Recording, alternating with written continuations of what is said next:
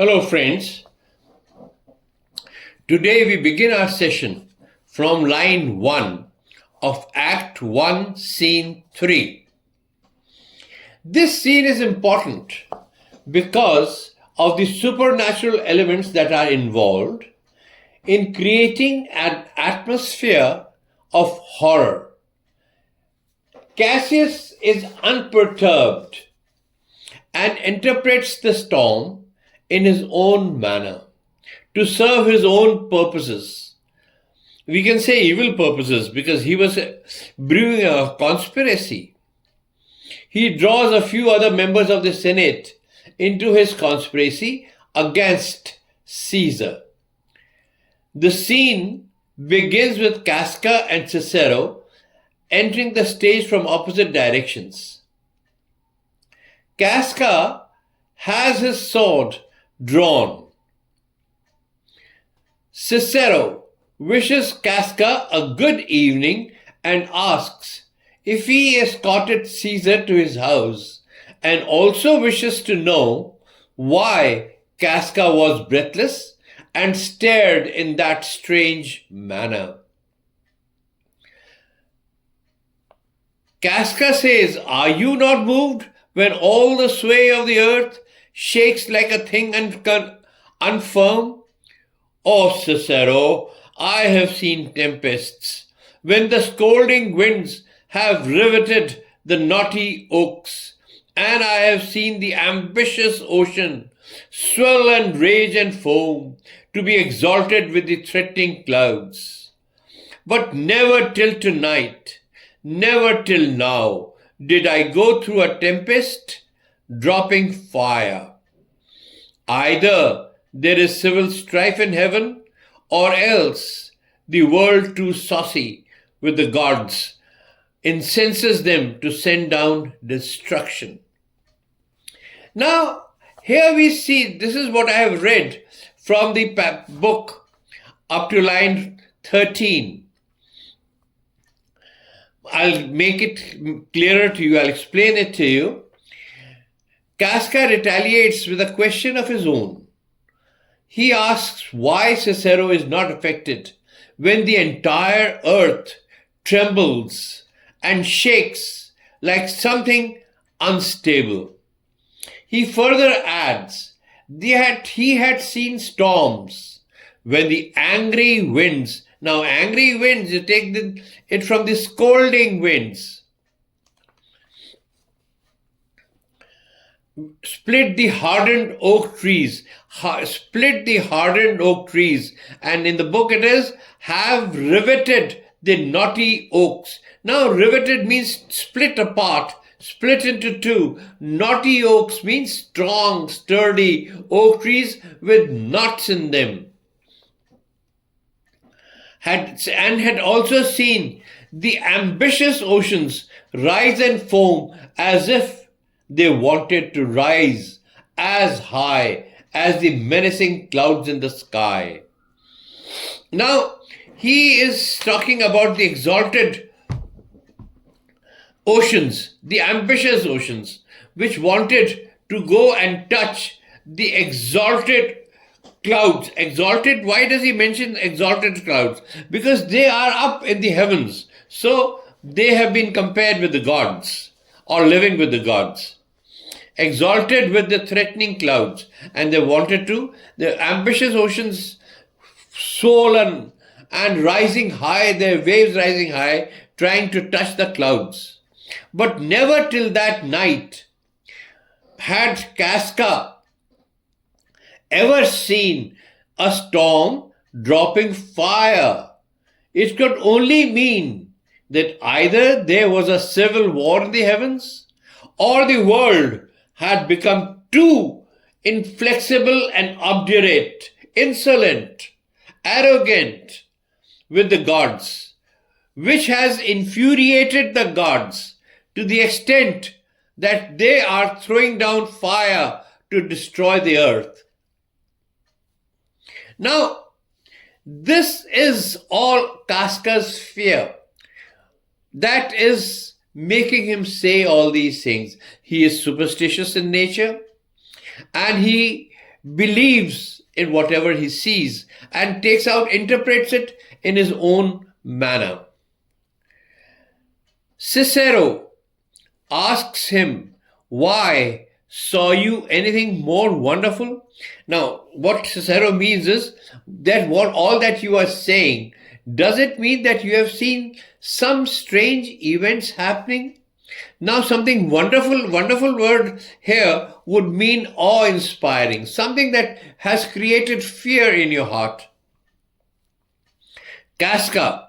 Now, Casca explains all that he has seen that night. So, all my friends and students, I would want you to write this down point-wise. I'll tell it to you point-wise and then you can write it down if you so feel like.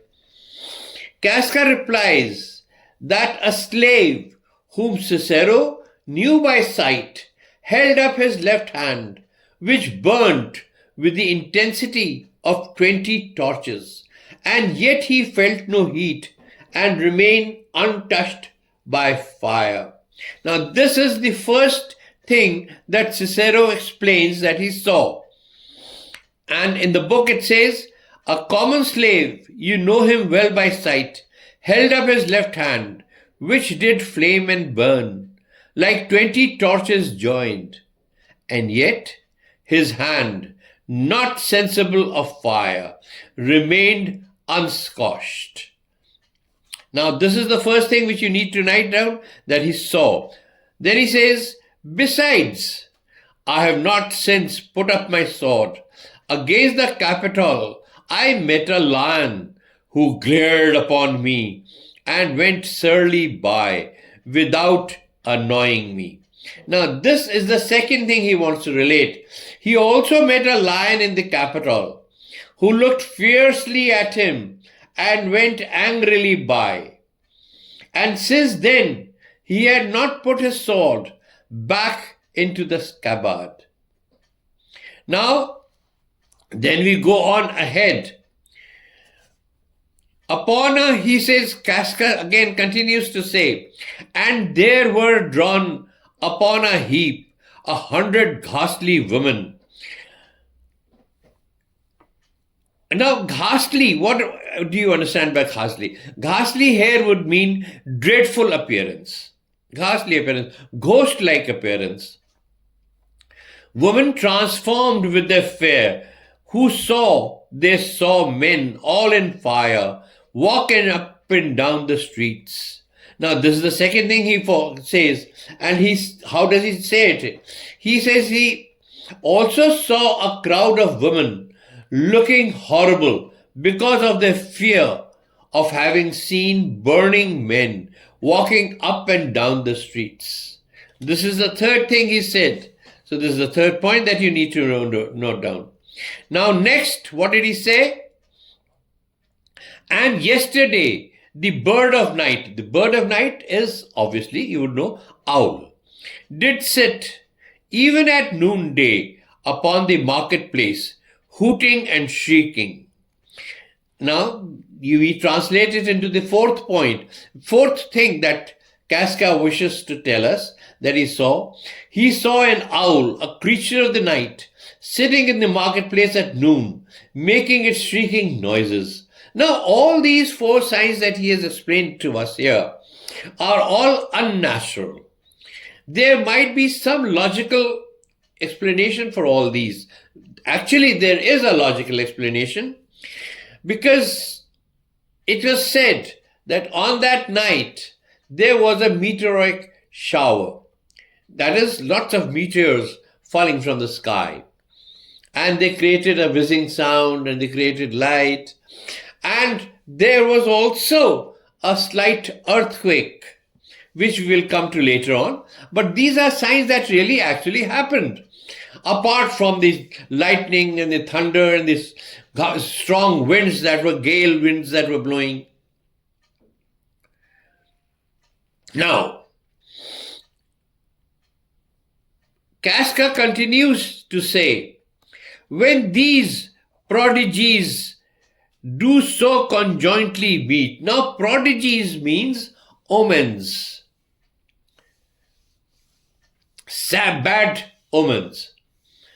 Omens means signs that relate to something evil to happen. So, do so conjointly meet. Conjointly meet means happen together, or chance to happen together. Let not men say there are their reasons, they are natural. So Casca again is very confident that men cannot provide logical reasons for all these happenings that he has seen. And therefore men should not say that these are natural, because Casca thinks that these are portentous things. Line 30 clearly says they are portentous things upon the climate that they point upon. Now, portentous things is ominous signs of something evil to happen in the region where these signs occur. Cicero is not really convinced, but still he says that indeed it is a strange disposed time, but men may construe things after their own fashion, clean from the purpose of things themselves. Now, Cicero does not give much importance to what Casca says, but then he also does not go against Casca. He says the explanation to these lines would be, Cicero replies that without a doubt there are times when strange things occur and men interpret events in their own different manner, which have no relation at all to the real meaning of such omens. Then Cicero asks, comes Caesar to the Capitol tomorrow? Means, is Caesar going to attend the Senate tomorrow? Casca replies, he doth, for he did bid Antonius send word to you, he would be there tomorrow. So Casca replies that Caesar would be going to the Senate because he asked Antony to inform Cicero of course, that he would be in the Senate tomorrow. Cicero, good night then. Casca, this disturbed sky is not to walk in. So Cicero has got his information, so he leaves, he bids farewell to Casca, telling him that the night was not fit enough to walk out in the streets. Just then, Cassius enters. Cassius asks, who's there? Casca. Now, Casca, he always used to speak sarcastically. He did not ever learn to answer properly. So here also he says, a Roman. Cassius asks, Casca by your voice. Means Cassius is able to recognize Casca by the way he speaks and the tone of his voice. Casca says that your ear is good. Cassius, what night is this? Now, Cassius says, a very pleasing night to honest men. So Casca is just the opposite. He says, for all the honest men, this is a good night. Casca, whoever knew the heavens menace so? But Casca is still afraid. He says, whoever could have thought that the heavens could threaten the world in such a manner? Cassius replies, those that have known the earth so full of faults. Means those people who have known that the earth is full of people with evil intentions, have known that there are signs which God gives, that God wants to destroy the earth. So these nights are nothing unnatural. And also, to convince Casca of his bravery, he says, for my part, I have walked about the streets, submitting me unto the perilous night. So he says that he has been walking about in the night and tempting heavens when it was natural for humans to fear the evil.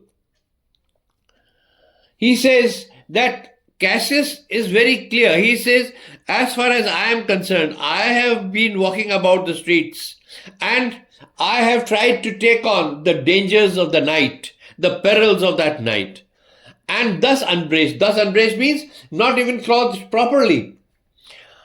As Casca could see clearly, he had bared his bosom, have bared my bosom to the thunderstone. Now, Cassius says that he has opened his chest, he has bared his chest to the thunderstone, means to the thunder and lightning that is happening in the night, the zigzag lightning that is striking the fear into the hearts of men. He has opened his chest to that light for it to fall upon him because he was not afraid. And when the cross blue lightning seemed to open the breast of heaven, I did present myself, even in the aim and very flash of it. So he says that he has stood in front of that lightning when it happened, so that the lightning bolts could strike him, but he was unscathed, he was untouched. Casca asked in amazement why Cassius had tempted the heavens in such a manner, when it was natural for humans to fear the evil and the evil signs and omens that were sent down on earth by the gods to create fear in the hearts of men. Now, Cassius says, you are dull, Casca, and those sparks of life that should be in a Roman you do want, or else you use not. Now, the explanation to these lines from 56 to 60 are that Cassius, he says that the night was definitely fearful, but Casca was either stupid or lacked those sparks in life that should be in a Roman. He says that Casca was not quick-witted, as all Romans should be. Or otherwise, Casca doesn't use his quick-wittedness, his intelligence. And Cassius rebukes Casca, saying that he looked pale, fearful, and awed. In awed means in fear, by the strange events occurring in the heavens. So, you need not, Cassius means to tell Casca that there is nothing to fear. These heavens do such things. But if you would consider the true cause, Cassius says, now I'm reading from the book, line 63, but if you would consider the true cause, why all these fires, why all these gliding ghosts, why birds and beasts from quality and kind, why old men, fools and children calculate, why all these things change from their ordinance, their nature and preformed faculties to monstrous quality. Why, you shall find that heavens hath infused them with these spirits to make them instruments of fear and warning unto some monstrous state. Now, here in this speech, here Cassius is trying to tell Casca not to be afraid, but to find a logical reason for what all that was happening. He says, if you think logically, what is the true cause of all these unnatural perpetrations taking place? Why all the fires? Why the sliding ghosts? And why the birds and animals have been behaving against their natural character? Why old people, fools and children have begun to do sensible calculations? Why have all these things gone out of their natural habits and changed from what God wanted them to be? Their original qualities bestowed to them by gods have turned to unnatural and abnormal state. All these are only indications of something terrible to happen. Now, Casca further tells him, "Now could I, Casca, name to thee a man most like this dreadful night, that thunders, lightens, opens graves, and roars, as doth the lion in the Capitol." So now Cassius is trying to bring Casca to the point where he is brewing the conspiracy. He says that he could name a man just as dreadful as that terrible night was. And he thunders, roars, just like the lion, and strikes like flashes of lightning, opening graves for people to be buried, and makes loud noises in the Capitol. So he has now presented the outlines of character of Cassius, the way he thinks he is. Cassius further says, "A man no mightier than thyself or me in personal action, yet prodigious grown, and fearful as these strange eruptions are." Now here the word is prodigious. Prodigious means powerful, very grown, very powerful and threatening, and as fearful, as to be feared, as much as these eruptions are. Now eruptions here means the outbreaks of nature, nature going wild, nature not doing things that it was supposed to do. All these. This man is no more mightier than Casca or himself, yet he had become powerful and threatening, and was to be much feared as the natural eruptions of that night. Casca understands who Caesar means and says, "Isn't he talking about Caesar?" So Cassius still does not reveal the name that he means to say. He says, "Let it be who it is for now." Because all Romans have muscles and limbs like their ancestors did. They have the same strength, they have the same bodies, but it is to our sorrow that our fathers' minds are dead. The Romans today do not think as the Romans used to do when they were our fathers and our ancestors, like our ancestors thought. So, and we, at present, we are governed with our mother's spirits, and we are governed by the spirits of our mother, that is, weak minds of mothers, full of love and care, not strong and sturdy and full of fighting and full of endurance. So he says that Romans are being controlled by the weak minds of their mothers. This was being clearly seen by the slavish conditions which Romans at present endured.